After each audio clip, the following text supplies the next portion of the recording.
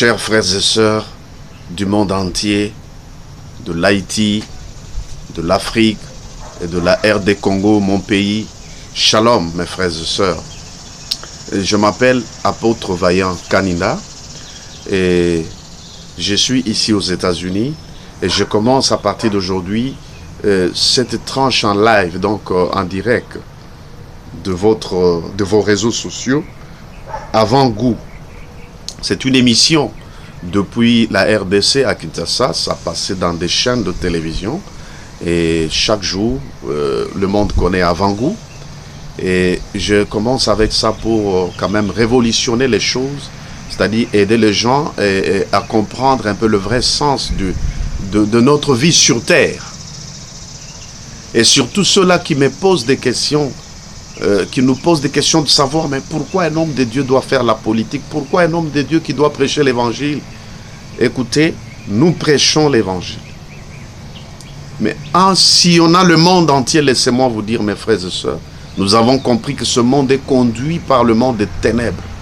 Ça veut dire que c'est à cause de la passivité des chrétiens, la résignation des chrétiens qui ont laissé l'espace politique, l'espace économique, l'espace financier, l'espace social.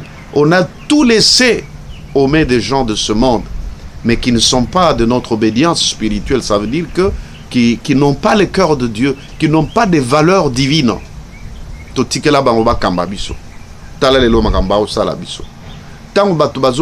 les gens meurent, même les chrétiens meurent. Imaginez-vous les églises d'Afrique ou d'Haïti ici. Je travaille avec plus de 30 églises haïtiennes, c'est-à-dire que collaborer avec eux, prêcher dans leurs assemblées, voire même aussi les églises américaines. Je suis membre d'une corporation de plus de 3000 églises américaines ici. Et je suis en formation, en observation pour que je les représente en Afrique. Quel est le constat amer que je fais? Ce constat se porte sur le fait que le peuple africain meurt à cause de leur ignorance, faute de connaissance, comme Dieu le dit. Dans Osée 4:6, mon peuple meurt faute de connaissance. Nous avons tout en Afrique. Nous pouvons prêcher l'évangile en Afrique. Nous pouvons mieux vivre en Afrique. Mais pourquoi ça ne se fait pas? C'est parce que les chrétiens qui sont majoritaires, je dis bien, par exemple, dans mon pays, on est à plus de 80% des chrétiens. Toutes tendances confondues, mais des chrétiens qui croient en Yeshua Mashiach, qu'il est le Fils de Dieu, venu au monde pour sauver les pécheurs. Nous sommes plus de 80%, 80 quelques pourcentages. Mais ces gens-là, à cause des prédications ou l'évangile colonial qui nous a été imposé, par lequel on nous a dit il ne faut pas parler de choses politiques, il ne faut pas s'occuper de la politique, mais la politique elle-même dit que si vous ne vous occupez pas de la politique, elle va s'occuper de vous. Mais quand elle s'occupe de vous, c'est un mal. Éphésiens chapitre 6, versets 11 à 14. Notez ça. Encore, 2 Corinthiens 10, 3 à 6. Les deux textes que je viens de donner démontrent carrément que si nous marchons dans ce monde, dans la chair, mais nous ne combattons pas selon la chair. Car les armes avec lesquelles nous combattons sont d'abord spirituelles. Donc, cela voudrait dire que nous devons comprendre le vrai sens de notre combat. Avant que le combat ne vienne matériel, il doit commencer spirituellement. Et ça, c'est une vérité, une réalité. Et dans l'autre version, on dit bien que nous ne combattons pas avec les petits démons, mais contre les dominations, contre les autorités. Retenez bien, les dominations, les autorités, les princes de ce monde de ténèbres. Retenez bien ça. Notre combat, ce n'est pas avec les petits démons, les démons des familles, les liens de coutumes, de tradition, les démons de chômage, de célibat, de pauvreté. Est-ce que ça, ce sont des démons? Si seulement le président de la République crée des emplois, est-ce qu'on parlera des démons de chômage? Si tout le monde, tous les jeunes ont l'argent pour se marier et arrivent à prendre beaucoup de nos filles en mariage, est-ce que nous aurons l'esprit de célibat? là où on s'attaque plus aux sorciers, c'est à cause de la pauvreté.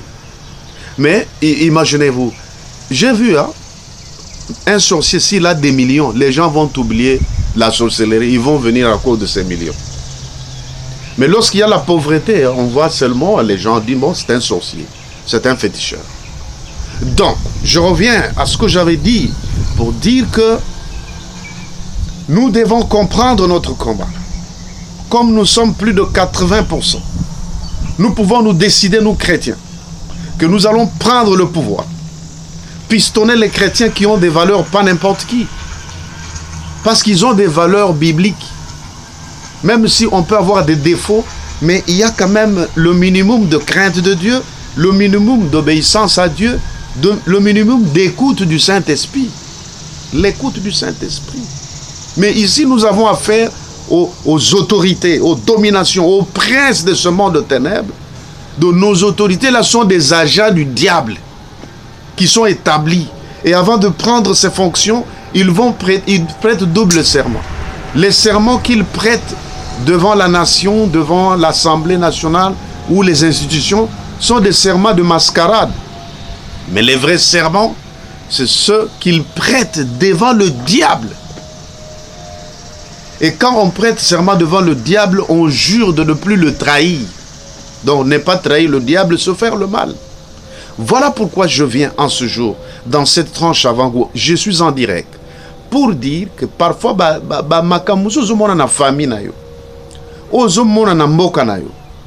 ce que vous voyez dans votre famille, dans votre pays, dans votre entreprise, ce n'est pas des petits démons, ce n'est pas des hommes là, mais c'est le diable qui utilise les gens qui dirigent. Je donne un petit exemple et je conclue. Combien de personnes étaient même chrétiennes, mais pour avoir du boulot, il faut devenir occultiste. Pourquoi ça? Il faut vous poser des questions. Et pourtant, la Constitution donne la laïcité à tout pays, à notre pays par exemple. Ça vient d'où? Que pour avoir les postes dans une entreprise, publique ou privée, pour avoir et devenir fonctionnaire, il faut devenir occultiste, sataniste. Et beaucoup de chrétiens sont perdus à cause de ça. Lorsque vous les rencontrez, ils vous disent, pasteur, apôtre, laisse-moi, je n'ai même pas le cœur dans ce parti politique-là ou bien dans ce système diabolique-là, mais je n'ai pas de choix parce qu'il faut avoir du boulot, nourrir les enfants. Donc on accepte d'aller dans le camp du diable pour avoir l'emploi. Mais on refuse ceux-là qui ont Dieu, qui voudraient occuper ces postes-là pour diriger avec Dieu. Mais notre délivrance, il faut encore attendre plus de 100 ans si telle est la compréhension. Mes frères et sœurs, je viens en ce jour vous dire que je donne un petit exemple à la conclusion pour dire que mais Jésus-Christ a fait la politique. Il a mené son projet de société pour le salut de l'humanité. C'est la politique. Le plan du salut là. Il n'y avait rien de hasard dans tout son parcours terrestre. Je parle de Yeshua Mashiach. Être envoyé des anges dire à Marie que tu seras grosse. Au 6e mois, tu auras l'enfant. Tu lui donneras le nom de Yeshua Mashiach. Donc Yahweh salut. Et cet enfant viendra au monde pour sauver l'humanité. C'est de la politique. Une femme qui n'a jamais eu la grossesse, mais il va avoir la grossesse. Comment même elle-même, la femme Marie, c'est dit moi qui ne connais pas d'homme, comment serais-je grosse? Et tout ça, il fallait que le Sauveur naisse dans ce corps humain parce qu'il fallait guérir ou sauver l'être humain. C'est pourquoi pendant qu'au Big Sabambo, nous avons besoin des autorités qui ont l'humanisme, les humains. On n'a pas besoin des politiciens, mais des hommes politiques. Ils sont d'abord des hommes. Ils ont le cœur des humains, mais en plus, ils font la politique. Mais les politiciens qui font la politique politicienne, ils sont là pour leurs propres intérêts. Ils utilisent Machiavel. Ils lisent plus Machiavel qui dit que donner la faim, affame ton peuple et il apprendra à te respecter. Mais si tu lui donnes plus, il sera très transigeant ou exigeant. C'est ce que vos autorités là utilisent comme principe. Et ils ont réussi.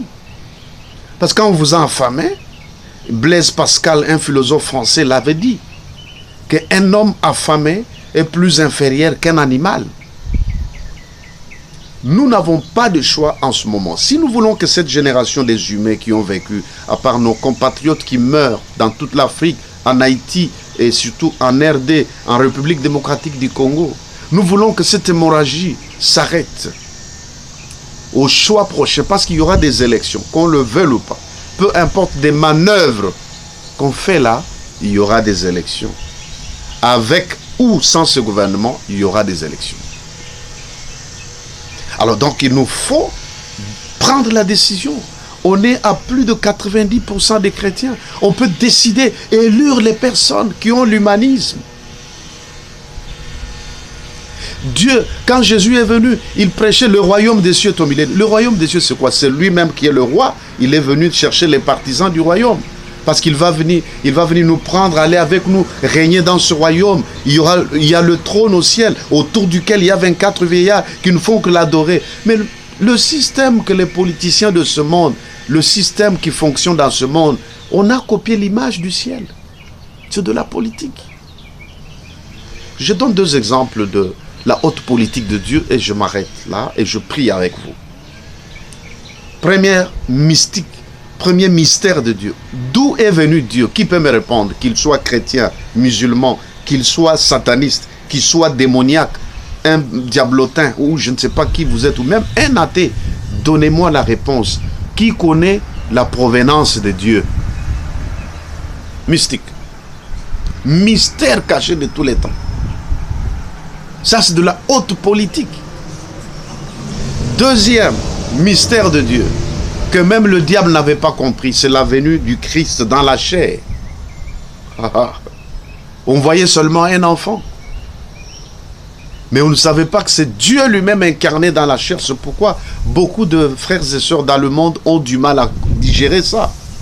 Que Jésus s'est appelé Dieu. Même les Juifs l'ont dit, toi tu n'as même pas 50 ans et tu t'es dit, Abraham a vu ton jour, et il a tressailli de joie. Tu es fou. Et ils ont ramassé les pierres pour jeter sur lui, le lapider, et il a pris fuite. Quelle haute politique. Et le Seigneur a fait semblant d'aller à la croix, de mourir, les meurtrissures, tout ce qu'il a vécu là. C'est de la très haute politique et le diable n'avait rien compris. Si vous lisez Colossiens 2, à partir du verset 11 à 13, la Bible dit qu'il a détruit l'acte dont les ordonnances nous condamnaient et qui subsistait contre nous. Qui a détruit? Le Seigneur. Or, apparemment, on était en train de détruire ses mains, de clouer ses mains. Mais la Bible dit que c'est lui qui a détruit, il a cloué. Quelle politique! Ça a dépassé même les ruses, la malignité du diable. Donc tout ce que nous vivons, c'est de la politique. Même dans vos églises, vous faites de la politique pour organiser l'église. Et enfin, je vous dis même que moi je suis là, je suis pasteur, je dirige l'église. Mais je dirige les généraux, je dirige les colonels, je dirige les PDG, je dirige les présidents des États, je dirige par exemple. Alors, mais si je dirige tous ces gens dans l'église, mais l'église, vous trouverez une église, vous avez l'idée des grandes églises qui sont dans votre pays. Une église représentée dans chaque localité, dans chaque province, dans chaque ville du pays, et même jusqu'à l'étranger. Mais c'est tout un État dans un État.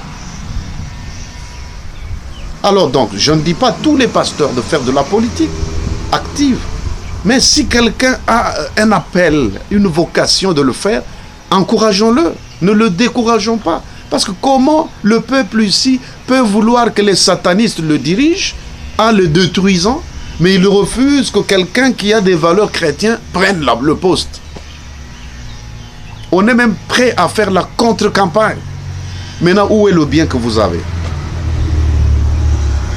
Donc, je vais en ce jour dire que les 2 passages bibliques que je donnais, 2 Corinthiens 10, 3 à 6, Ephésiens chapitre 6, ces deux textes peuvent vous aider à mieux comprendre ces choses. avant que la victoire soit matérielle, elle doit commencer spirituelle. Luttons pour nos pays spirituellement et nous allons apporter la victoire spirituelle dans le matériel. C'est ça la solution. Le reste là, chassons les démons de pauvreté. Le démon de pauvreté, c'est parce qu'on n'a pas d'emploi.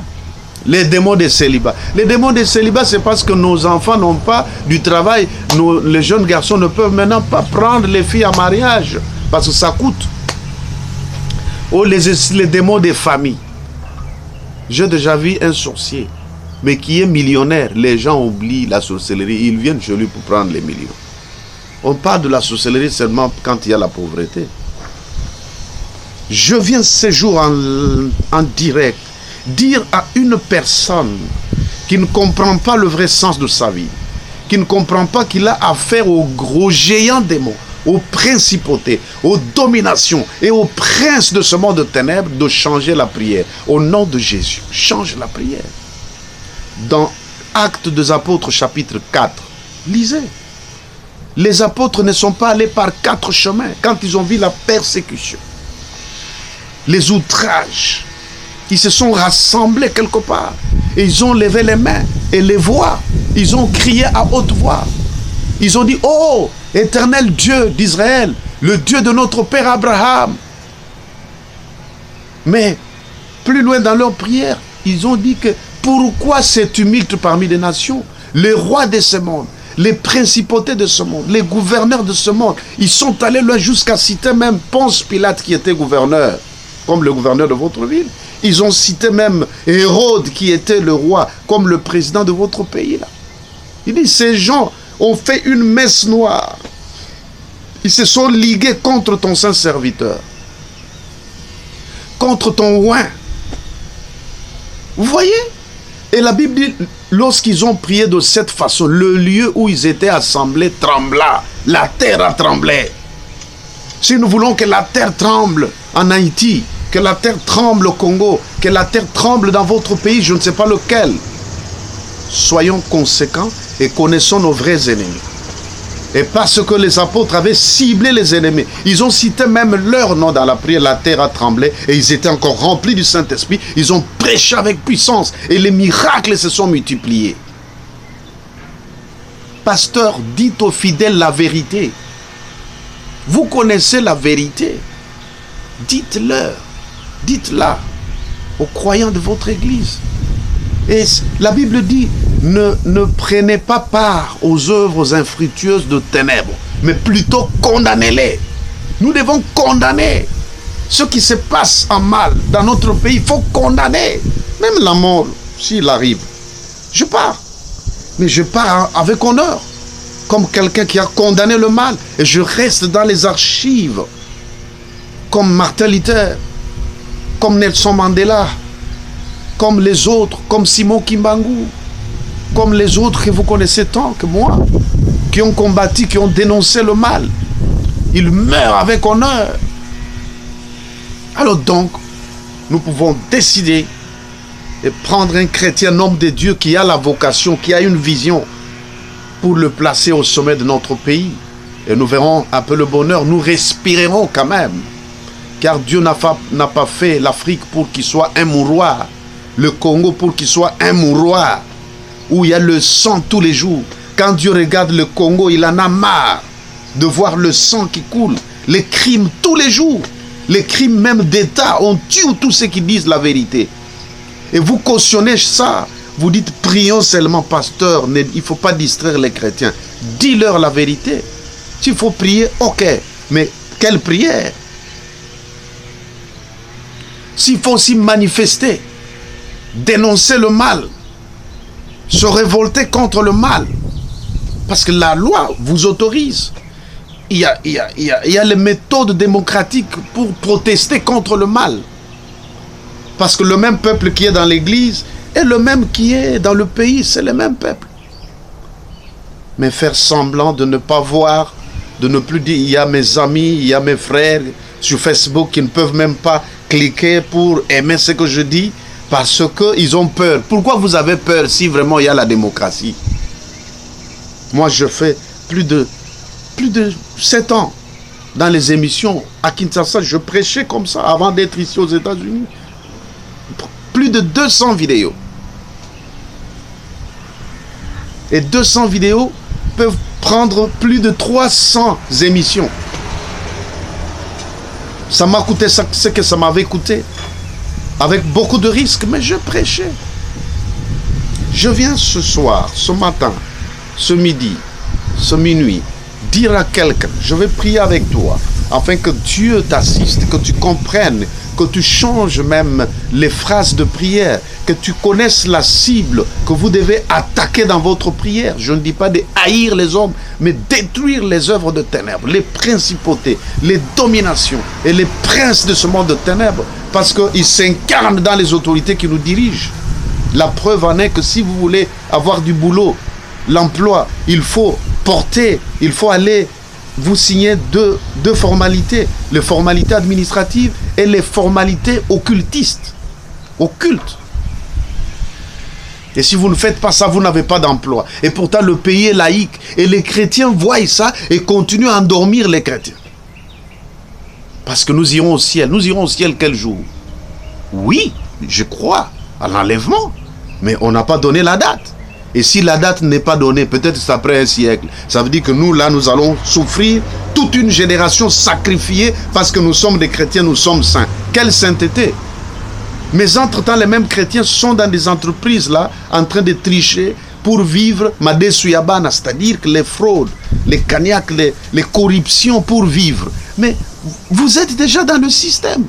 Ce que vous refusez, c'est ce que vous faites. Et le pays est caractérisé par le péché, parce que le système même qui dirige le pays vous amène au péché, et vous acceptez ça. Si le Seigneur revient aujourd'hui, par exemple dans mon pays, la République démocratique du Congo, personne n'ira au ciel, parce que pour vivre, il faut le mensonge, il faut la fraude, il faut la corruption, il faut le clientélisme. Est-ce que je mens ce que je dis? Il faut l'usage de faux. Je vais prier Dieu qu'il révolutionne notre mental. Quand vous changez votre façon de voir les choses, Dieu aussi changera votre situation. Alléluia. Donc aujourd'hui, c'était une révolution mentale. Que Dieu de notre Père, Seigneur Jésus-Christ, Yeshua Mashiach, vous révolutionne notre esprit, nous donne le révolte par cette parole, que nous comprenions ces choses, que nous puissions nous adhérer à ce qui est vivant, que nous connaissions notre cible, que nous nous attaquions aux cibles. Au nom de Jésus, je détruis tout pouvoir qui domine sur le Congo, qui domine sur l'Afrique, qui détruit les âmes, qui répandent le sang tous les jours, qui détruisent le système économique du pays au profit d'une classe de gens, au profit d'une minorité de personnes, pour qu'ils jouissent au détriment des millions de personnes. Au nom de Jésus, je détruis ces choses-là, la domination des forces, le règne de l'autoritarisme, je les brise au nom de Jésus. Je condamne ces choses-là au nom de Jésus. Je viens par le pouvoir, en vertu du pouvoir que la parole de Dieu me donne comme ministre de Dieu. Je détruis toutes les forces du mal, les esprits méchants, des dominations, des autorités, de l'occultisme, du satanisme accru au nom de Jésus. L'hémorragie de sang qui coule dans mon pays, dans toute l'Afrique, je le détruis au nom de Jésus-Christ et je libère le peuple, je libère les âmes, je libère le système politique, je libère le système économique, je libère le système financier, je libère le système social, je libère le système administratif, je libère les systèmes religieux au nom de Jésus. Que Dieu règne dans mon pays, que le peuple respire. Alléluia. Si vous voulez m'appeler, je vous donne l'autorisation. Cherchez-moi l'amitié sur Facebook, qu'on devienne amis. Et en plus, vous allez m'appeler par Messenger. Je vais prier pour votre cas personnel. Mais il fallait d'abord révolutionner les gens, même surtout ceux qui parlent du combat spirituel. C'est ça le vrai combat spirituel. Parce que si on chasse les démons des familles, des coutumes, des chômages, c'est des petits démons. Mais les vrais démons siègent sur le pays. C'est eux qui sont des décideurs même de votre sort. Et vous acceptez ça au nom de Jésus. Amen. Que Dieu vous bénisse beaucoup. Chers frères et sœurs, partout où vous êtes, partagez cette vidéo à des millions de personnes et que tous soient sauvés. Au nom de Jésus. Amen. thanks. May the Lord bless you.